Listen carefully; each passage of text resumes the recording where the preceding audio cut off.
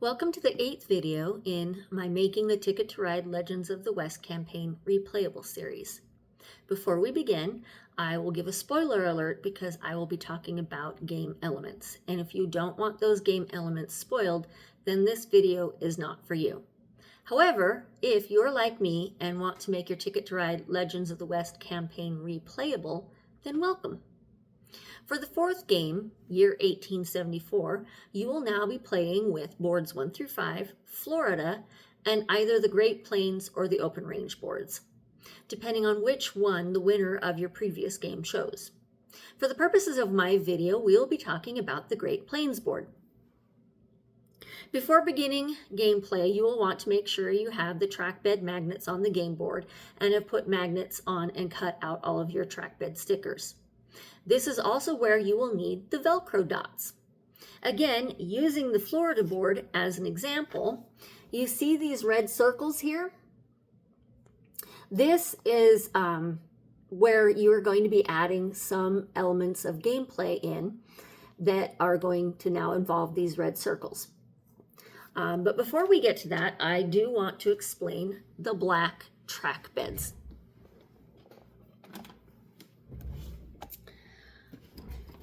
Here we have my Great Plains board.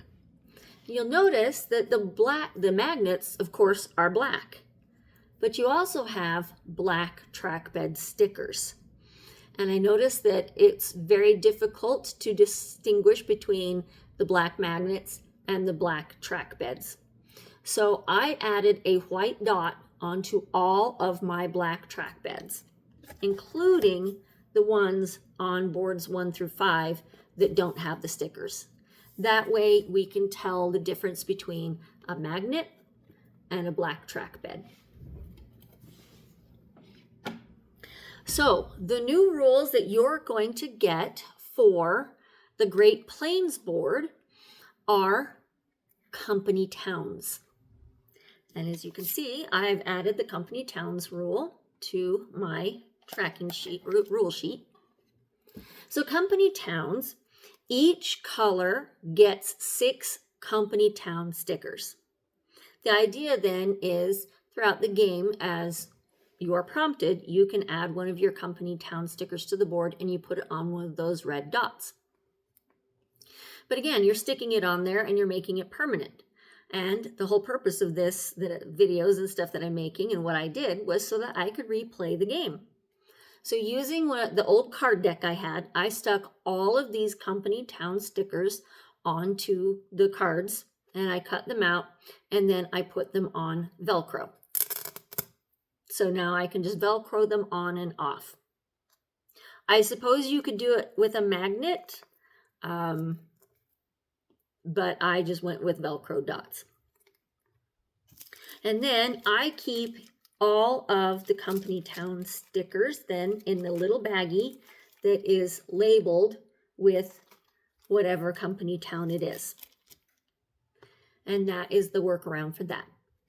At the end of the 1874 game, the story deck is going to prompt you to get some new rules and some more stickers from the post office. And these rules are now for growing a city. There are 12 large city stickers, as you can see here. So as you're going throughout the game, and here I will put the growing a city sticker onto our rule sheet. So at the end of the game, the person who came in second place gets to take one of these large city stickers and place it anywhere on any of the red dots. Then that city now becomes a large city. So basically I did the same thing to these as I did with the company towns. I stuck the sticker onto one of the old cards from that card deck, cut it out, and put on some Velcro. So now I can just remove it and attach it. And again, I store it in its own little baggie. All right, so at the end of this game, the winner is going to be able to open up and add a new frontier board for the game. And that completes everything you need to know for 1874.